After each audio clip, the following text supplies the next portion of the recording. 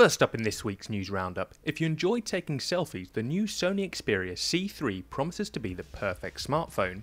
Unlike most, it's got a sharp 5 megapixel snapper on the front, so you'll actually be able to see what you're shooting. And there are plenty of other features on the Sony Xperia C3 as well, but it's the Pro selfie camera on the front that really stands out. Along with its 5 megapixel resolution, it gets a wide angle lens to help cram in more of the action.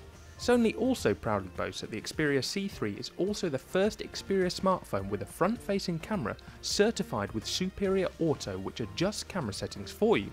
The Japanese giant claims that this leads to better shots whatever the lighting conditions. Other specs on Sony's latest Android blower include a 5.5-inch 720p screen, 4G LTE connectivity, and a 1.2 GHz quad-core processor and 1 GB of RAM.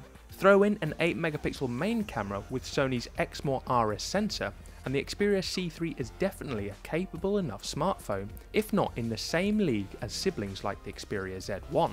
It's launching globally in August, but there's currently no word on UK pricing just yet. Next, there have been plenty of supposed leaks surrounding the iPhone 6, but this one comes courtesy of Sonny Dixon, one of the best known divulgers of Apple's secrets. It shows what Dixon claims is the iPhone 6's sapphire screen being bent out of shape to show that the new material can withstand the same kind of stress as the current generation Gorilla Glass iPhone screen. And rumours suggest Apple will be using the sapphire in the 5.5-inch iPhone 6 model, but will stick with the Gorilla Glass in the 4.7-inch version. A new report also claims the iPhone 6 won't have a much longer battery life than the iPhone 5S. According to the Chinese media, Apple will use a battery between 1800 mAh and 1900 mAh in the 4.7 version and 2500 mAh on the 5.5-inch model, but these are both lower than the 3200 mAh found in the Samsung Galaxy Note 3. And a recent poll claims that the 5.5-inch iPhone 6 will be more in demand than the 4.7-inch model, but both will be bigger than the current 4-inch iPhone 5S and iPhone 5C. And next up, we've seen flexible screen tech appear in smartphones before, but LG has some much bigger plans up its sleeve.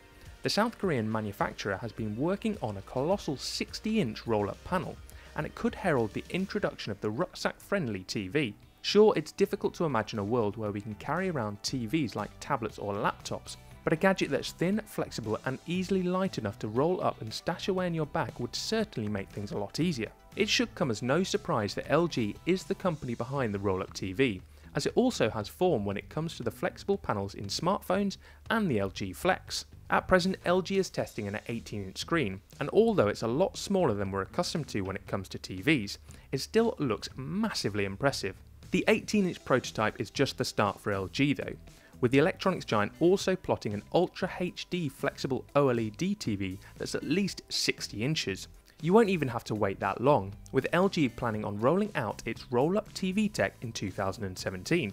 And finally, with Google's cardboard headset, Oculus Rift and others, the next couple of years could see virtual reality take off in a big way. And Samsung wants to join in the party. Better yet, we've also seen renders of the headset dubbed Gear VR, and it looks pretty impressive. The Samsung Gear VR popped up on Sam Mobile, with the site pointing out that Samsung plans to launch the headset at IFA 2014. And it's no Oculus Rift clone either, with Samsung opting for a modular design that'll let you dock your Galaxy headset and use a built-in touchpad to control it. Along with features like the integrated touchpad that takes advantage of your phone, there's also a transparent panel for the phone's camera to shoot and provide live video of the real world. And instead of using sensors like other VR headsets, the Gear VR will use your Galaxy's accelerometer, gyroscope and processor to track exactly what your head is up to. At present, there are no other details on pricing and availability for the Gear VR, but it's only a couple of months until IFA 2014, where we'll hopefully find out much more.